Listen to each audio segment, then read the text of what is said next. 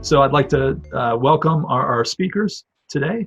And we have three presenters from a company called Innate. And there's another speaker, Jasmine Zertuch, who is currently off camera right now, but she's also participating in it. And she's back. So, so the idea is if you guys could go around, I don't know if do you guys want to let Deanna go first since she's outnumbered, or do you guys want Nate to go first? Or we'll let Deanna go first because Deanna is from a different organization out in. First of all, this is a very this is probably our most cross the country Zoom chat we've had yet. We have people well outside of the state of Pennsylvania, so any of them could point out their window probably and show you a very nice sunny day. Although we're not doing too bad ourselves today out in this. But Deanna, you want to give a quick overview of sort of what you do, what your background is, and what you do for a living? Sure. So I graduated from Norwin in 2006. My name's Deanna Walters. And as John and I were talking before everyone got on, my brother also graduated from Norwin a couple years behind me as an electrical engineer, or went into electrical engineering. So we're both in STEM. I chose computer engineering, but it's because what I wanted to do was CSI on the computer side, and that didn't exist in colleges at that point. So I chose a dual major at WVU with biometric systems, like fingerprint recognition, face recognition, and computer engineering. And I didn't love it. I used it as a means to an end. So when I graduated, I was working as a consultant for the government doing some specialized, they call it subject matter expert, SME work, as a consultant for the government. And in consulting, typically as you progress and move up the ranks, you become what's called a project manager. So you get to lead the effort in support of some project that you know a lot about. And in reality, when you're building software, that starts to translate outside of the government, who's often years behind the rest of the world. It translates to what's called a product manager. And so a product manager's main responsibility is to translate business or user needs into requirements and designs and things for software engineers to build. So typically that's where I've been focused for the last, we'll call it 6 to 8 years, very specifically. And so now I lead a team of product managers. I work at a company called Artemis Health in Salt Lake. It is 80 degrees and sunny outside my window. My company is a startup. We have about 100 people. And the point is to take, we'll call it data feeds from health plans, like the card you present at the doctor's office, that's your health plan. We have a lot of data about what doctors you see, what procedures you've had, and how much those cost. Your parents who have that insurance for you, they pay for that, and their employer pays for that. So we can take the data in, we can visualize it in graphs, pie charts, and bar charts, and things like that. And then we can help the benefits providers at those employers, like Amazon is one of our customers, Google is one of our customers, and we can help those companies change their health plan offerings or their benefits offerings to lower the cost for people like your parents, as well as to lower the cost for the business so that it's a more sustainable model going forward. And I help translate those user needs from our customers like Amazon and Google into what our software engineers build. Okay, so Yeah. so effectively you take data and make it more accessible for people so that they can make smart decisions using that data that ultimately either increases the productivity of their company or lowers costs or in some way benefits the business Yep. through a better understanding of the data that's out there. Yep. All right. That's good. Excellent. Thanks, Deanna. Thanks. And then our other Norrin grad is John Stump, and then he brought a couple of his colleagues from his business with him. So John, I understand your boss is Gerard. So John, I'm going to leave you to the decision. Do you go first, or do you defer to Gerard and let him go forward? Got it. I want to hear John. I'll go first. So hi everyone, my name's John. I'm a 2009 Norwin grad. Currently I work for a company called Innate Incorporated. We're out in Phoenix, Arizona. So similar to Salt Lake, it's sunny, but it is probably going to be about 105 today. give or take a few degrees, but honestly, once you hit 100, it's all the same. So I come from a little bit of a mix of a background. So when I first graduated Norwin, I started in civil engineering up in Rochester, New York, and I ended up leaving the civil engineering field and switching to software engineering. And I kind of just blazed my own path there. I left university and college completely, taught everything to myself, got in with Innate and just rose up the ranks. Started out in a support role, just working and managing tickets and finding bugs and stuff like that.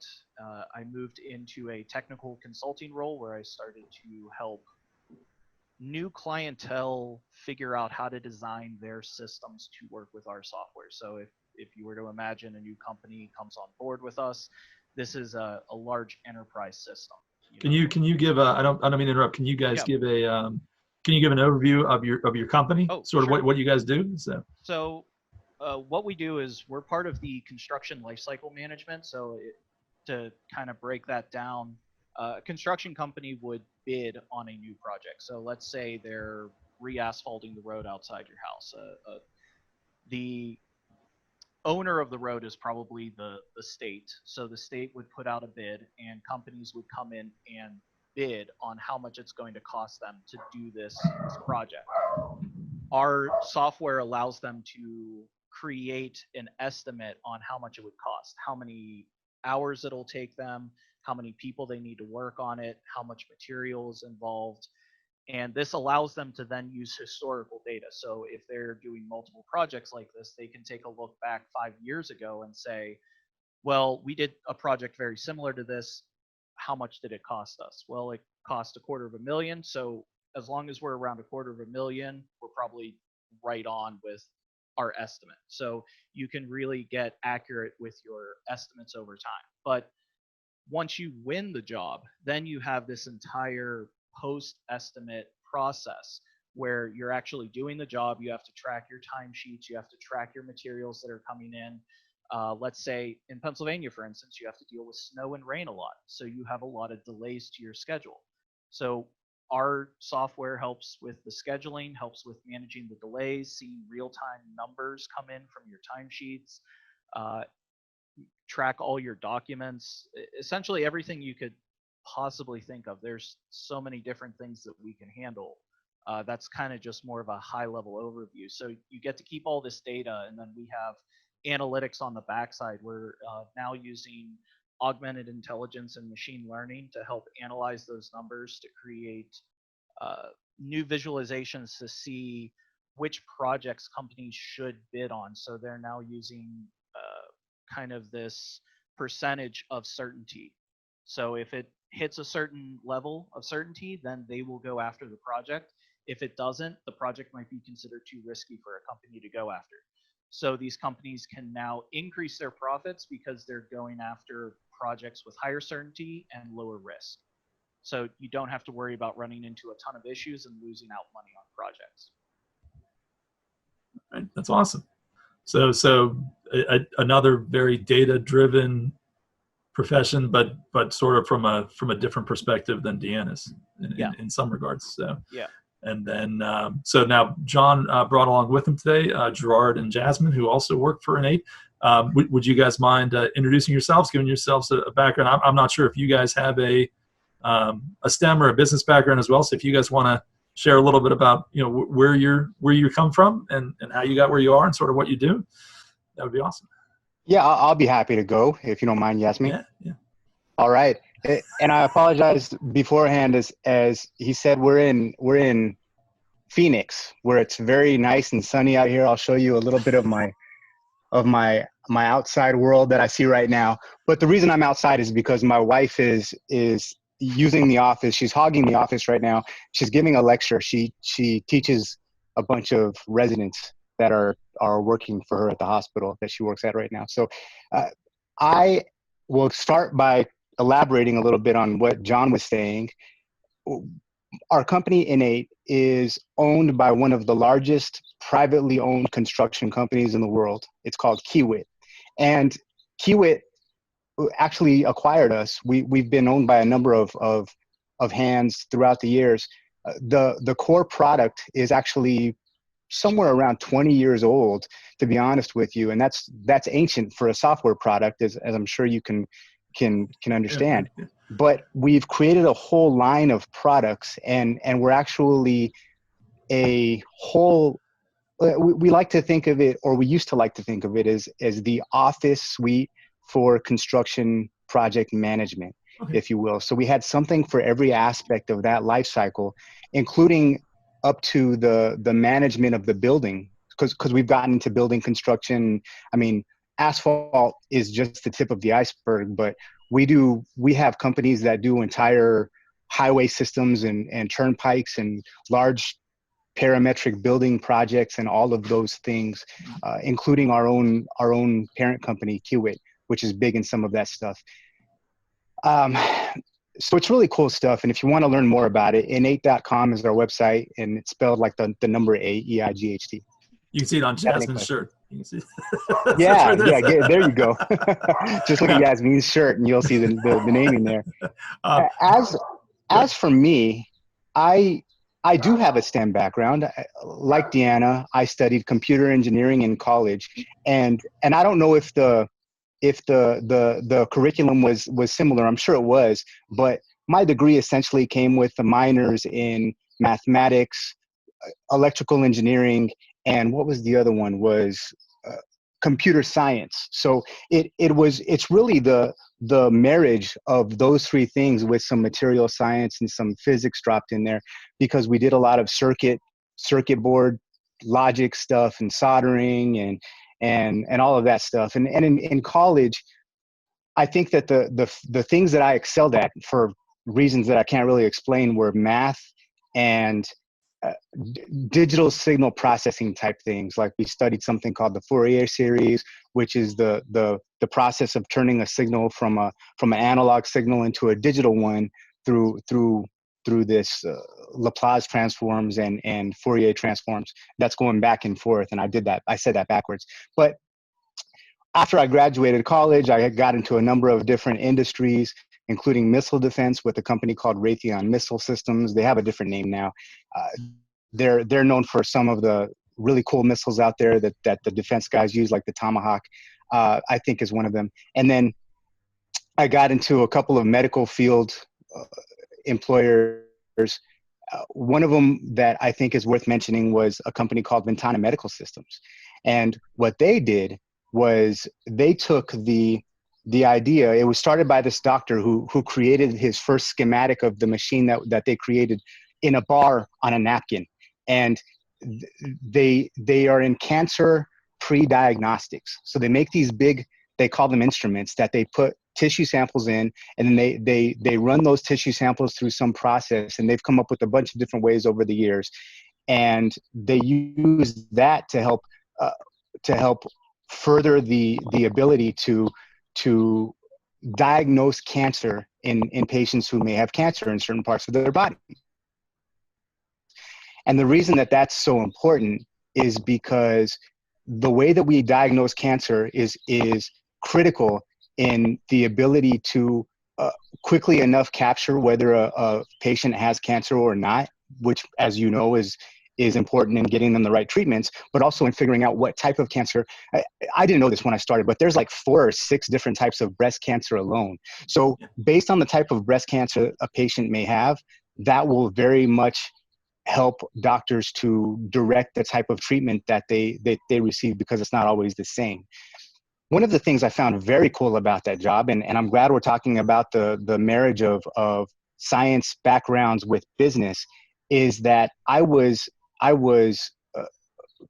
had the benefit of being able to be in labs with doctors and physicists and things like that. My specific job was in finding the best ways to use waves. I don't remember the type of waves we were working with, but use the time of travel of a wave to determine, based on how long it took to go through the tissue, whether that tissue was cancerous or not. And it was like fringe science at the time, and they were out and they were presenting our research to these conventions in Germany and in Austria, and it was like a scientific community thing. And I was in the R&D department.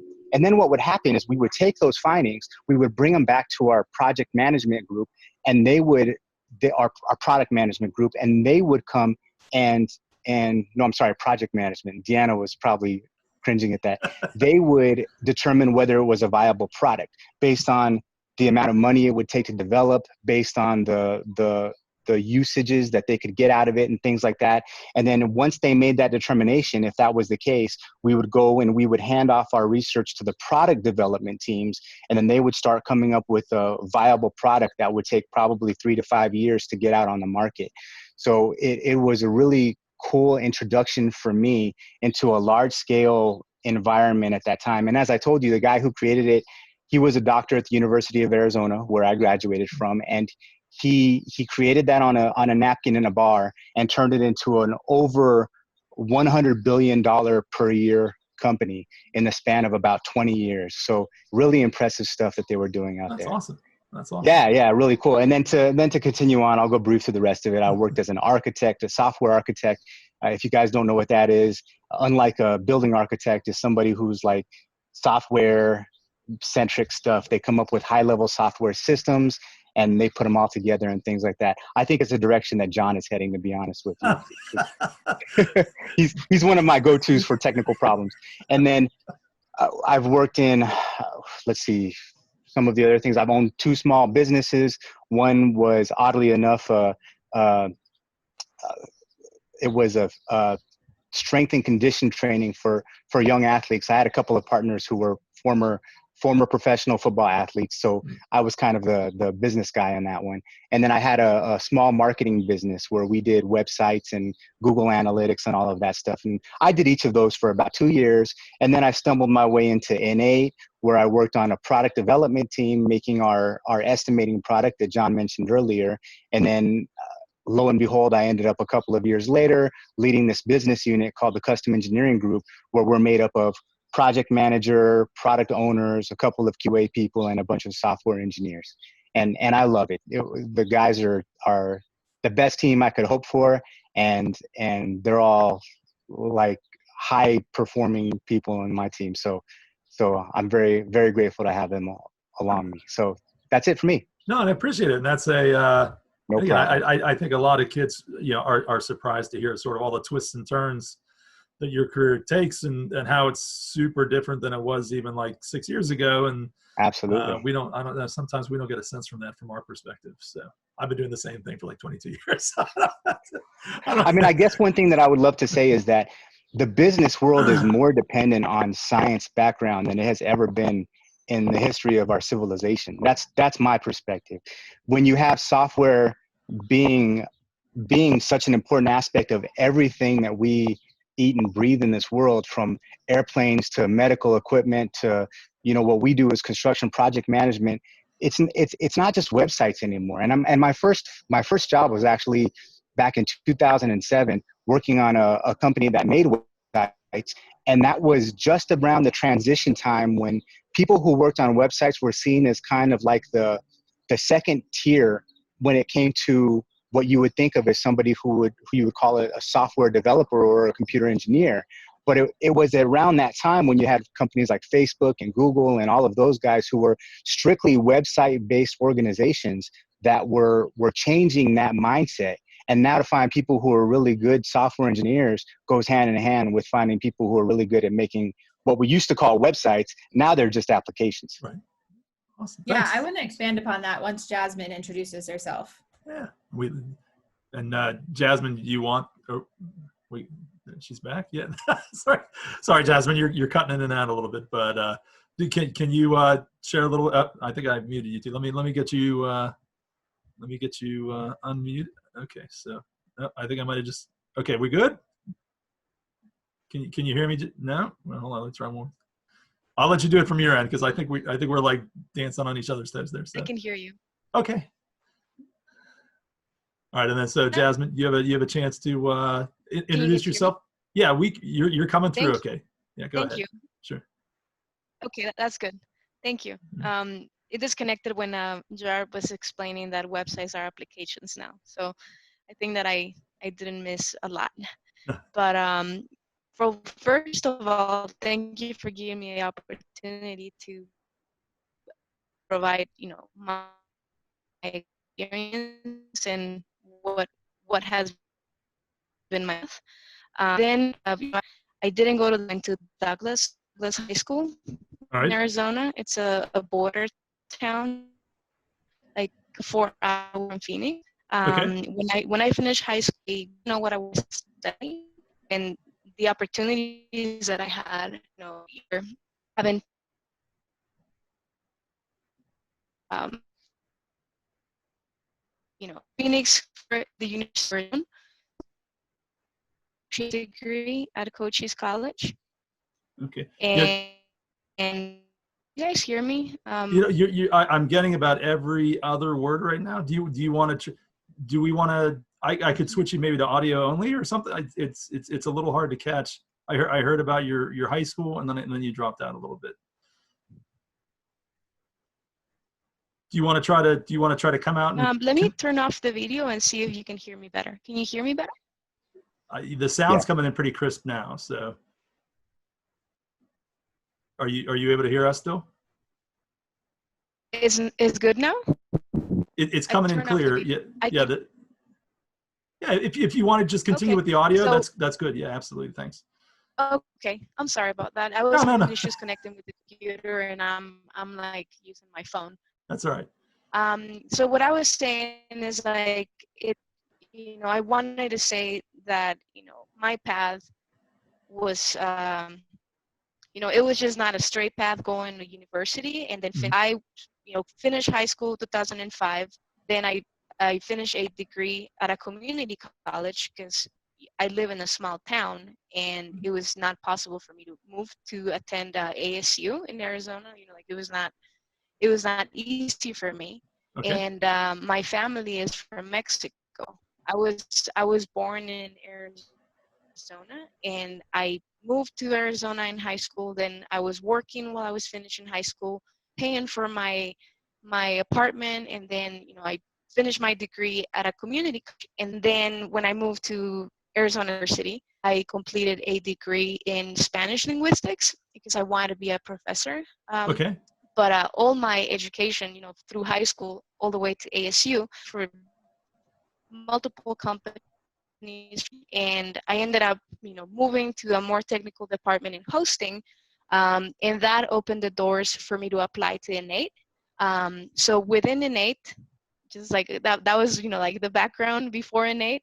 Mm-hmm. So when I started working at Innate, I, started working in a support role where I would, we would receive a ticket from our customers, and, we would troubleshoot and try to resolve the issue. We would call them if it was necessary. We would, find, solutions to their issue. If we couldn't find the solutions to the issue, we would have to escalate, like a developer, or, depending on what was the issue, would go to a different department. Okay.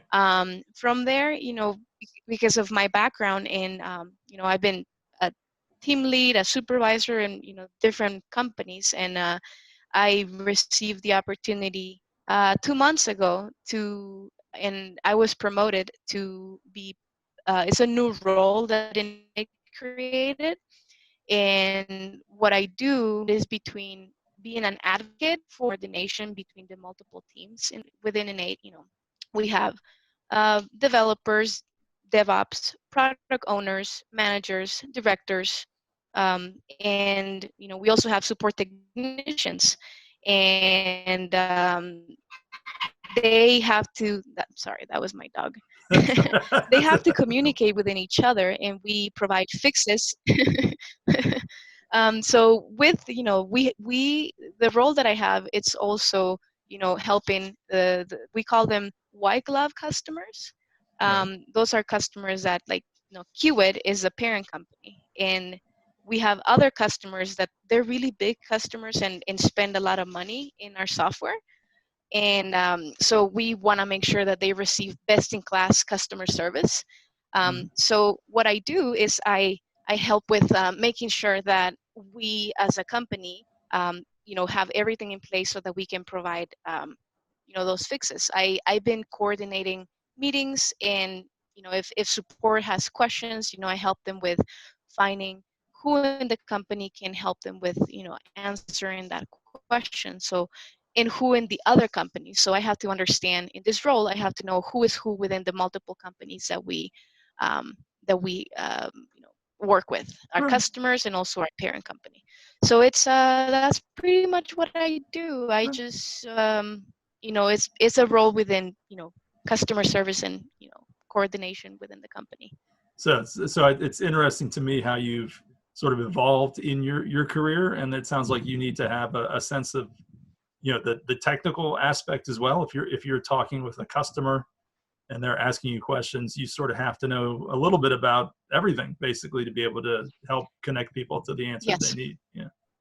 Yes, and it helped me being from the bottom in support, just understanding, learning the products, so that, because my role was in plan in progress, which is 2 products within the suite that Innate has.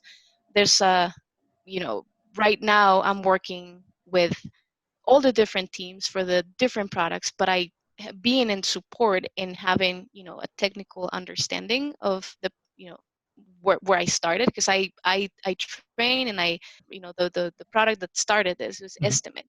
So learning Estimate and then Plan in Progress helped me understand and connect the whole suite in a low level. Like I don't fix things, I'm not a developer, but I understand when they're talking about things. I had to understand the technical things and what is happening. And then sometimes with the customers, I had to give them a kind of like a explanation that is more not so technical. So I had to understand what is happening, and it's like, well, this happened, but it's really this, and they will do it, they will Okay. fix it. But yeah, so, and it's it helped me being at GoDaddy, and also having those both worlds, like customer service and IT. On the side, I also, like Gerard, I started a business doing websites, because it's something that I learned when I was working for GoDaddy. Yeah. Since I started this new role, I haven't been doing websites because I'm working like 12 to 14 hours a day. So there's no time for me to do Yeah. anything else. All right. I love this role. And No, it's not. It sounds like a pretty dynamic program, and I liked how Gerard described it as sort of the Microsoft Office suite of it. I mean, for the kids in our audience, maybe the Google suite, they'd be a little more. I don't know how many kids yeah, use Microsoft Excel anymore, but it's yeah, absolutely cool. All right, nice. Thanks for the overview from everybody. Again, a super diverse group of people here, thank you. and I appreciate hearing from everybody. Let's now since you guys are all involved in the business world, let's go with a question directed that way. So, in the most typical sort of scenario that you would experience, what is the most frequent thing that you see throughout your day where there's a problem, but it's specifically related to a communication issue? How's that? I mean, it sounds like, because communication is so critical for all you guys, is there like a typical thing that just is so stereotypically like a communication issue, and how it comes up and how you guys deal with it, as far as being able to perform the services that you guys do? It's literally everything that I do It's everything. all day, every day.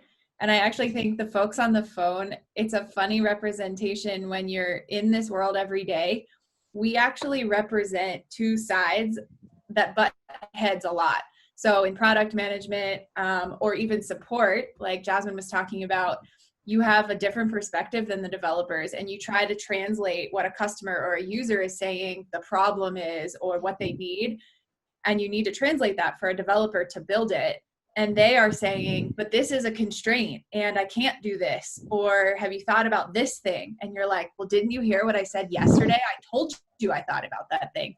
So that's a really funny example of communication problems. But in general, I actually just before this got off a call where we were chatting about how to improve communication. Mostly it's what we call cross-functional. So there are support teams who handle incoming bugs from customers. So they, you know, sometimes customers will chat you or email you and say this isn't working correctly, and your support team is who takes those problems in. And that team needs to translate them for the people who can actually fix the problems. We also have sales teams who are trying to sell our software to users or to new customers, right? And they get questions that they maybe don't know how to answer, and they have to do that translation. We have folks that we generically call operations that kind of do all the behind the scenes work to support a customer or your product. And again, they have a lot of questions or issues that they run into, and they have to translate. So it's basically this big game of telephone all over the place every day. And then you add into it different cultures, different backgrounds, different personality types. And now the communication is even more difficult because sometimes your role is not clearly defined. So whose job is it to answer this question? Or maybe the assumption from like Utah in the West, it's a very different culture than the East, where I grew up in Pittsburgh, where people are pretty chatty and outgoing and like you walk quickly. In the West, people are very laid back. They speak slower, they walk slower. So when I talk to people or I say, what do you mean that's a problem? People think I'm upset. And really, I'm just a loud East Coast person. And they take that differently in the West.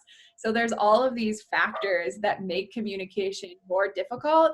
And almost every problem that I talk about regularly or that we try to solve, you could almost always boil it down to communication in some way, shape, or form.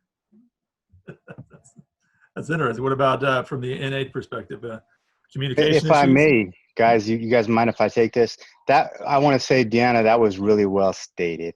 And it doesn't matter what day you ask me this question. I'm going to tell you it's going to be a communication issue that I'm dealing with. Like Deanna, my job is communication. And it's hugely important to me. John will probably correlate this. As soon as I joined the team, one of the first things I did was talk about the various ways that we could communicate with each other as a team, whether that be at the level of code or at the level of our project execution. And we quickly switched to a more purist, agile method of doing things, just because we needed that type of framework in order for the team to really understand how important communication was along that whole line of things. And something that's, I think, important to state is that as you move across that line from product research and development all the way down through product ownership and stakeholders and customer interaction and the customer, the end user themselves, the communication itself is modified. It has to change, and the type of communication goes down that line, but it becomes no less or more important as that all happens. What I'm communicating to another engineer with my code is as important as what I'm communicating down the line to a customer, because at the end of the day, what I communicate to those guys who are writing code is going to affect that customer in some way, whether that be in the form of a bug or a better feature that I can create because of it. So those are things that I think are important to state. And I'll share with you one of the things we're going through right now, because it actually involves some of those players that Deanna was referring to. We have an issue that's happening with one of our partners, our consulting partners that does some work with us, and they're actually located out in Bangalore, India. And they're doing one thing, and one of the things that's important about working with India is they're 12 and a half hours away from us, guys. So anything that we're doing during the course of a day is going to be done by them while we're asleep, and vice versa. So communication is an incredible challenge when you're working in that kind of dynamic. So we have a project that we're working on, and we have one engineer here in the US that's working on it. You have one guy out there in India who's working on it. The guy in the US makes some changes, and then the guy in India makes some changes, and they're stepping on each other's toes because they're not talking to each other. And the guy in the US is getting into discussions of disagreement, I'll call it, with one of our DevOps guys who was kind of ad hoc trying to manage these interactions in some fashion, But the reality is that's not his job. That's the job of the product manager who's overseeing this entire project. And so this entire product. And so I reach out to the product manager. I say, hey, what are these guys at this SA Global company out here doing in this code right now? And he says, I wasn't even aware that they were working in this code. And so in my mind, I'm thinking, where's the communication that we need across the line for everybody to be on the same page? So we quickly put a meeting together. We quickly get all the players involved. And as of this morning, the product the problem is fixed and everybody's back on the same track. So that's something that could have been easily avoided with some simple protocols in place that got the right people involved at the right time with the right message. I guess the larger your organization, probably the more challenging, but the more important it is to make sure everybody's on the right page too. Yeah. Oh, John, yeah. John, from your perspective, you're a little bit more buried in the system, I would say. What in terms of the communication, what's your perspective as far as the challenges on a daily? What's the most common issue that you deal with then too, communication wise?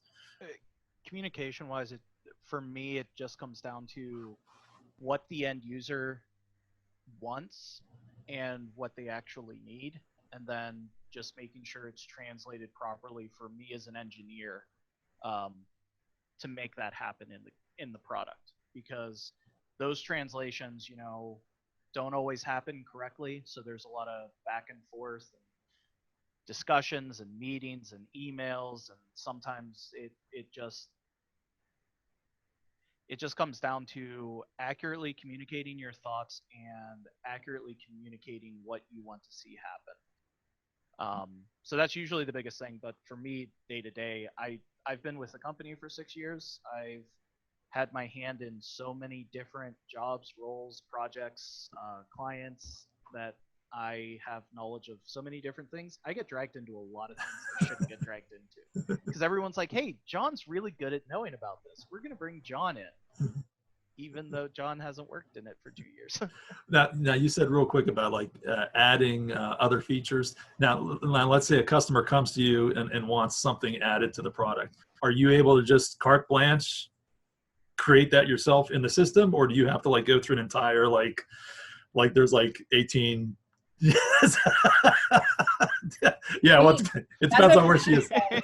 Yeah, so I was gonna say, it's like I always say, product tells engineers basically what to do. That's a really snotty way to say it, but essentially product's job is to prioritize.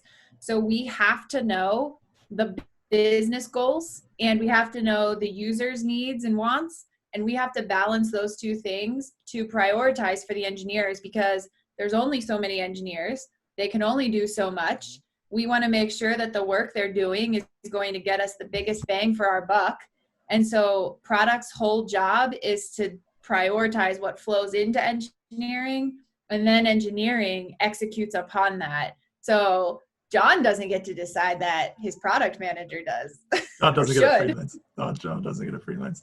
Well, basically, if you were to imagine kind of what I do, I have a giant board that has a bunch of things on it that I need to work through. And I have a couple people over here that say, you need to work through it in this order. And that's kind of what I do. I just work through it. I mean, there's obviously a lot more back and forth. I have to be able to tell them, yes, this is possible. No, this is not possible. What our timelines are going to look like. Different things like that. There's a lot more in-depth conversation that'll happen, but at a very high level, it's essentially business analysts, product owners, product managers, determining what needs to be done, and then we just figure out how to make it happen. Nice. Jasmine, in terms of communication, from your end, would you say there's one aspect of it that provides the most regular challenge to you? Yes, definitely. Communication is that's the reason why I have a job at Innate, because we need somebody to make sure that people communicate well. And I always confirm with, it's funny because I have to confirm with the director, and then I have to confirm with my director, like with the multiple teams. We have the DevOps director, and we have support director, and we have, the product owners and the product managers. And my role is, if I'm going to communicate something to the customer, I have to make sure that everybody is happy with what I'm going to say. So I cannot just, once I give an answer to a question, I have to make sure that everybody is okay with my answer. There's some things that we do not communicate because they're just internal. There's some things that I can communicate, and the way that I say them, it's really important. Right now, one of the main things that I'm helping with, because this is a new role, and it's basically they're putting me to do what there's a need for. Right now, when we are, when the product owner says, yes, this is going to be released, this is, we're going to do this at a certain release date, that's great. But especially because we are owned by Kiwood, which is our parent company, and they're Mhm. also a customer, they pretty much get to say when they want things. And my experience is, if they want it now, the whole Innate stops what they're doing. And it's funny because, like, I don't have any teams under me, and I'm not a product owner, but I work directly. I'm like the main spokesperson for Kiwood. And I was telling my boss, which is a director of support, that I feel really weird telling directors and people what to do, because, like, I'm telling them what they ask me, and then everybody stops, and they they start working with what is urgent for Kiwood because they said it was urgent. So it's a weird role, because I mean, I'm not anybody's boss, but just because I'm communicating something that was said by the parent company, kind of gets done. Mm. So one thing that I've been doing with communication, and with, because there's a lot of feelings involved when you're working with multiple teams. Yeah, I can imagine.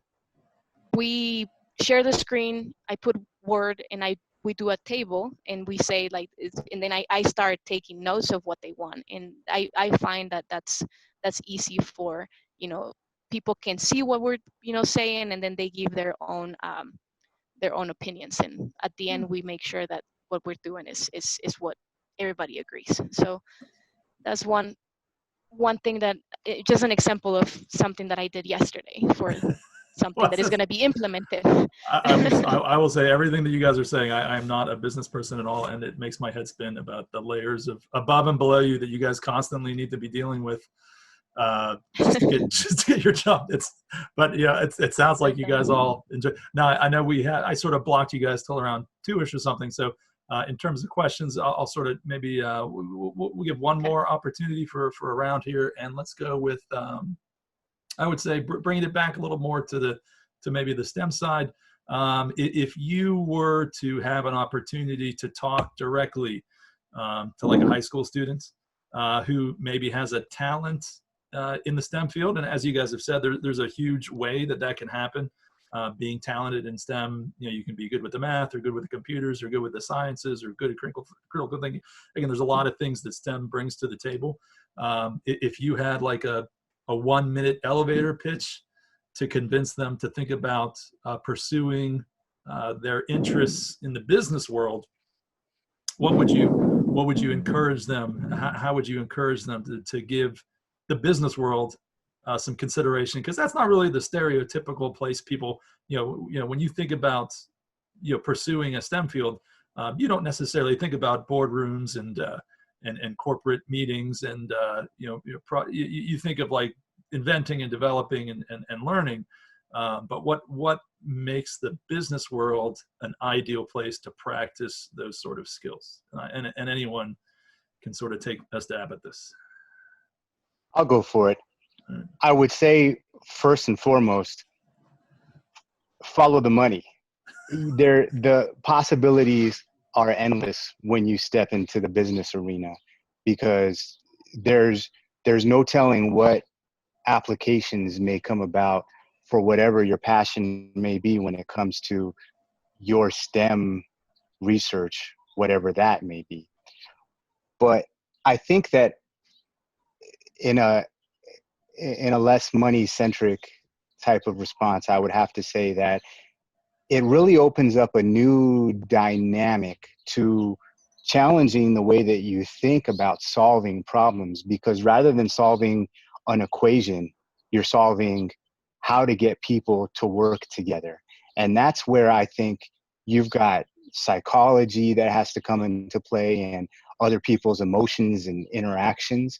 And then you have to pile that on top of getting the actual job done, which is doing the research or creating the product or whatever that may be. So in terms of challenge, I think it really just creates a new landscape for you. And that would be probably my major argument if money wasn't the factor. So it's an extremely stimulating work environment in putting all that together. Yeah. So excellent. Thanks. Anybody else want to take a stab at that one? It was a good response. But. I would say variety. So echoing a lot of what Gerard said, tech is literally everywhere. It's in everything that you do every day, whether you realize it or not. And so some of my other past experience includes I worked for a place called backcountry.com. They're like REI, but they're a total online retailer. So if you go to the website, it looks like a website where you buy jackets and gear for outdoors. But in reality, there's 7 to 10 teams of engineers who build and support everything that's required to get that site live, to get product into the building or into the warehouse, turned around and shipped back out to you through a purchase platform on the internet.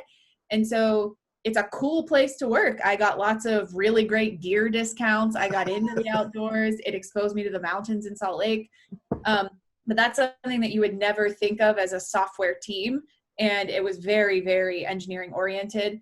One of my other roles at the last company I was at, a startup, we built, I wanted to say this when Gerard was talking about tech being everywhere. This started from, the idea came from a guy who one day was like, it's really annoying that all of the conference rooms are always booked, but there's nobody in there. So the whole idea was to take an iPad and it displayed the room calendar and whether the thing was open or not, green or red. And then it expanded from there into this entire company that got purchased. So money's a factor there. But the reality is my customers, the people I got to interact with every day, were LinkedIn, Airbnb, and fancy, cool companies that saw this same need. So you recognize a need for whatever it is, and then technology helps you fill that. Those are just 2 examples from my personal background, but in Salt Lake, there are a lot of startups focused a lot around the financial industry. So I have family members who work at PNC Bank, and I still bank with PNC, but there's no PNC in Salt Lake. So for me to connect any of these accounts to PNC, somebody has to manage that back and forth, that secure transaction. And there are multiple companies in Salt Lake that do that. Or smart homes. There's baby monitoring technology in Salt Lake. So there's really lots of cool ways to apply pretty much anything to any problem you could see in your day. So you get to work in really cool aspects. And the other thing I wanted to add with variety is my team actually includes more than just typical product managers, which is not standard. Usually product, like a director of product would only manage product managers. But because of the nature of my company, I also have a team of analysts, is what we call them, but they come from a very specific healthcare and benefits analytics background. So some of the people on my team have a master's of public health, or they worked at hospitals before, and now they work for a technology startup to influence product and the decisions that we surface in our software. And they know nothing about engineering. They know nothing about technology, and that's part of what I have to teach them. And in return, they teach me a lot about the industry that I'm involved in. So sometimes your avenue into technology doesn't have to come from a technology background. It can come from you being that expert in finance or healthcare and finding a technology company that's linking the dots, and you get to be that subject matter expert. So you don't even necessarily, you could find your way into the business world later, sort of consulting and roles like that. That's okay. Excellent. To kind of tie into that, our lead consultant at Innate, Skip, he's been with the company since its first ever version of our software in 1989. He was a civil engineer for 30 or 40 years before that. Uh-huh. And now he does consulting for us, and he works with all of our clientele to make sure they adapt to our software properly. So he was a civil engineer up in Washington, built probably 5 or 6 bridges for 40 years, and then joined software. So Yeah, I can't even count how many guys. And make no mistake, Innate is a software company through and through. We make software. We make software for the construction industry. I can't tell you how many people in our company are construction guys. They came from construction. They joined us as SMEs, subject matter experts, and they became product people or customer liaisons or you name it, or our CEO, as a matter of fact. So we are a marriage, just like Deanna's company, we're a marriage between two very different industries. All right. And Jasmine, as a sort of the closing question for you then would be, you know, your background as someone from a community college background and being involved in this large high-tech company. You have any advice for people in terms of, starting from where you did to where you are now, and some of the rewards or challenges or benefits from that perspective? Yes. I really wanted to be part of this session because I feel that I didn't get enough support when I was in high school. Mm-hmm. So my suggestion and my advice is that if you're interested in STEM, if you're interested in software engineering, find out a mentor, find out somebody from the university that that can help you before. It's cheaper to go to a community college. So I don't have a lot of student debt, and that's what I'm thankful for. Some people, go to, directly to the university and they just, start taking classes that are more expensive. So my advice and the way that I feel it can be done to save money and to still do your degree is to find a good advisor that can tell you exactly what classes can be transferred to the university.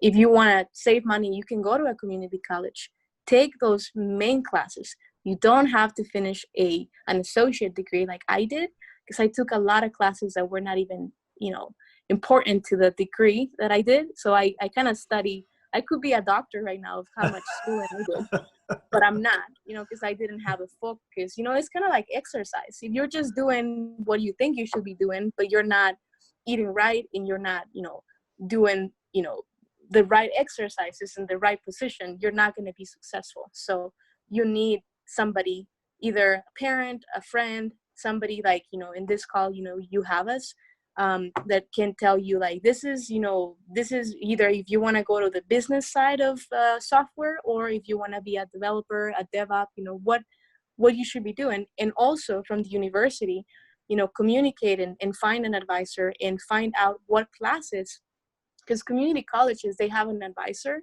and they can call an advisor from the university and they can agree with what classes you need for a specific degree.